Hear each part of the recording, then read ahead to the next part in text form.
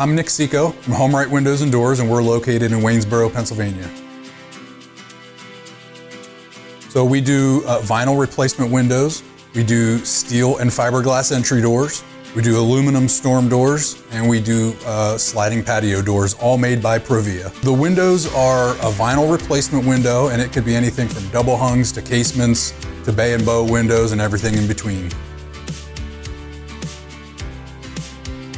So when somebody calls in the office and needs an estimate, they get Roxanne on the phone typically, and she would schedule an appointment for me to come out and take some measurements, provide some literature, go through what options we have, and then I would follow up within about 24 to 48 hours with an estimate with all the details of the products as well as the installed price. I find that we're typically much more affordable than the companies that you see advertising on TV or in a lot of other places. If they're spending a lot of advertising dollars, obviously they're passing those costs on to their consumers. You could go to our website at homerightwaynesboro.com, or you could call us at 717-749-4874. Local and live, covering Franklin and Washington counties, it's Let's Talk TriState. Hey, welcome back to Let's Talk TriState, all powered by HomeRight Windows and Doors in Waynesboro, the right choice, online at homerightwaynesboro.com. We've got Matthew Wedd here back with us today. Thanks for joining us again. And we've got Kori Taber joining us for the first time today. How are you guys doing today?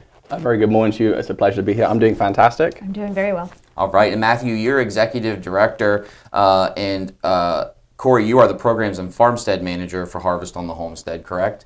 Yeah, that's it. We are the full-time staff of the Conococheague. Full-time staff. What makes Harvest on the Homestead such a special fall tradition, Matthew? If you could give us like the big picture.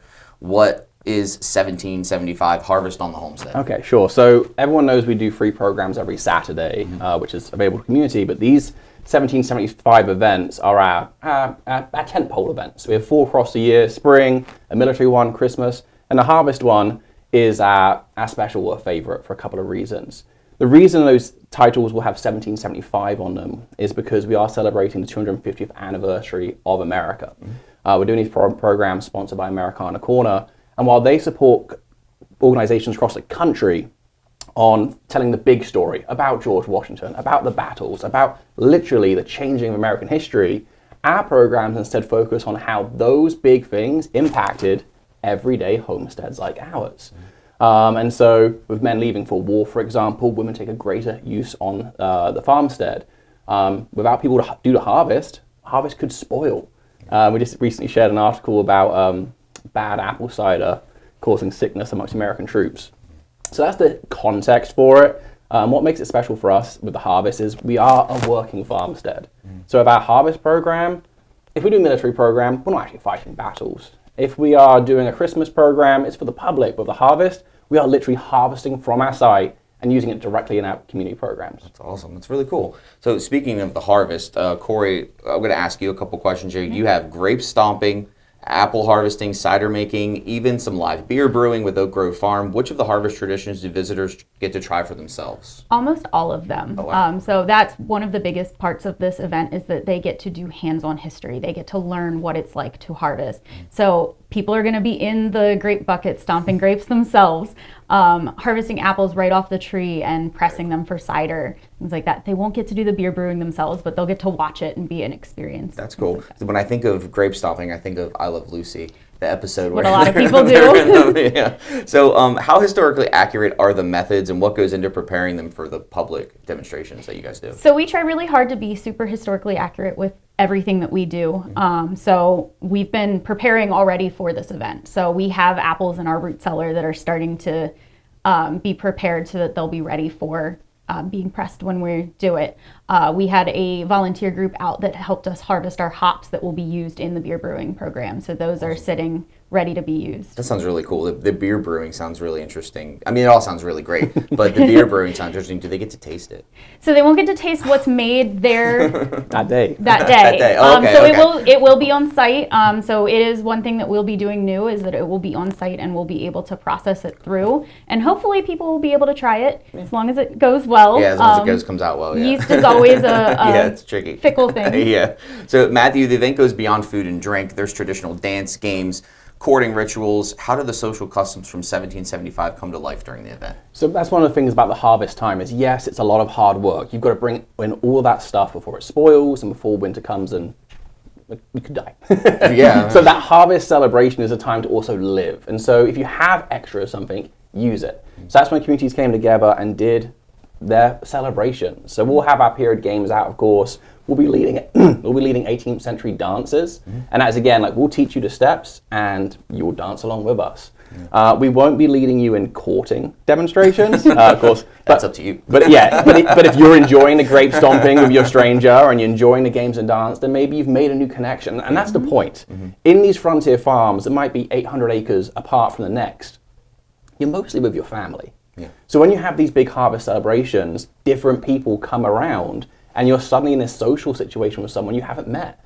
And if you spent the last 7 months with your family, suddenly having an apple with someone is the most exciting date you could have. Exactly. So it all wraps up around a bonfire. Is there a story behind that evening tradition? Yeah, so Bonfire Night is actually in Britain still one of the largest celebrations today, November 5th. And in the 18th century, before the Revolution, was one of the largest celebrations then. That has a long tradition going back to Guy Fawkes, the Catholic conspiracy, but that's a lot of history. That's a show in itself. For us, though, the bonfire has been a tradition now for 5 years. It's been one of our key end-of-year events. We celebrate our education bookings, our summer, and our community by having a very large fire, gathering around it, and having fun. Bonfires have been in history since prehistoric times. You have them before winter to celebrate the fact that, yes, in winter it's cold. Yes, some of us are probably going to die. But before that, let's have some fun. Yeah, exactly. Kori, you bring the farmstead to life with hearth cooking and produce straight from the garden. Like we talked about, you guys are actually harvesting that food and drink. Can you describe what visitors are going to see and maybe even smell around the kitchen hearth when they visit? Yeah, so they're going to see what it would be like for daily life for people. So they're going to see meals being prepared throughout the day, not only just for that individual meal, but what they would have been preparing throughout the day. They might even see some preservation techniques of how people were preserving the food for the winter as well. They're going to smell all the food cooking, hopefully get to taste some of it as well, and be able to kind of just see what people were eating during the time. Do the smells kind of tend to like draw in like the families and the kids? I think so. I have a lot of kids that will walk in and be like, it smells like bacon in here. And what they're smelling is the hearth cooking and the charcoal and things like that. Yeah, that's really cool. So Matthew, with support from Americana Corners, Preserving America Partners Program, and community sponsors, this is a big undertaking. Who makes it all possible? How can the public continue to support these great programs year-round? So everyone knows we are a non-profit on the rise, and the last 5 years has been a monumental success thanks to both the local community and our big national sponsors like Americana Corner. This event is also sponsored by F&M Trust, and that's special because for these events, we get outside presenters. So we're going to have Drew Shupter-Rabus. He's a Pocomoke cultural ambassador, a Native American speaker, and he'll be talking about the indigenous harvest traditions. We'll have Oak Grove Farm out, as you mentioned, brewing beer. That's not something we can do as a site on our own. So these community sponsors make the events that much bigger and better. We'll also have food vendors, Doe and Arrow, Grill Billy's, and Antietam Dairy. So by having sponsors being able to kind of do setup costs for those vendors, the visitor in general gets a much better experience. And how can that visitor in the community contribute more? Visit. Come to this event. Come to any of our Saturday programs, or join as a member or donate. Our biggest area of success is our education bookings. This spring we had 3,000 kids. This fall we already have 1,500 from the TriState region. That's awesome. And so come and see what the kids in this area are learning about American history. So if a company or somebody wants to have an opportunity to volunteer or be a future sponsor, how do they go about doing that? So they can reach out to us through our official sponsorship forms or me directly on the internet by phone. But we just had M&T Bank out, they're sponsors for our education bookings, but they brought their entire management team out to volunteer. And they had about 30 people working on site, improving the site for our next event. Maybe you guys could come out and do some volunteering, meet the goats, brew some beer, set us up for the next thing. So there's always volunteer opportunities on the large scale or even on interpretive scale. Try on a fancy hat, you know. Yeah. I know you said that you felt like you wanted to be dressed like us, so you I can know. come try I it. feel like I missed the memo today. Just bring me bring me one next time. Bring me some dress, and I'll dress up. Yeah. Is there anything else you guys would like to cover about the event coming up that we didn't cover already? Just very much that this is probably our best event of the year because of everything we've already discussed. And we'd love people to visit once a week, every Saturday. We'd love them to visit once a month. But if you're going to visit one time this year, and a lot of families, that is what they have available in their schedule, this is the one for it. It is a free event. It is, again, has diverse activities with different types of people. So it's not to be missed. And we've had beautiful weather lately too, so let's knock on wood and hope it stays that way. I hope it stays that way for you guys as well. I love this time of year when it starts to get a little cooler out. And all the harvest activities like this one come up to fruition. Everybody gets to take part in it. I like that a lot. Thank you, Matthew. Thank you, Kori, so much for joining us today. And we look forward to Harvest on the Homestead. And hopefully, like you said, we can get out and we can come help volunteer. And maybe I could dress up. Awesome stuff. All right. Thanks for joining us today on Let's Talk TriState. Let's talk TriState. If you'd like to be featured on an upcoming episode of Let's Talk TriState, call 717-597-9200 or email letstalk@921thegoat.com.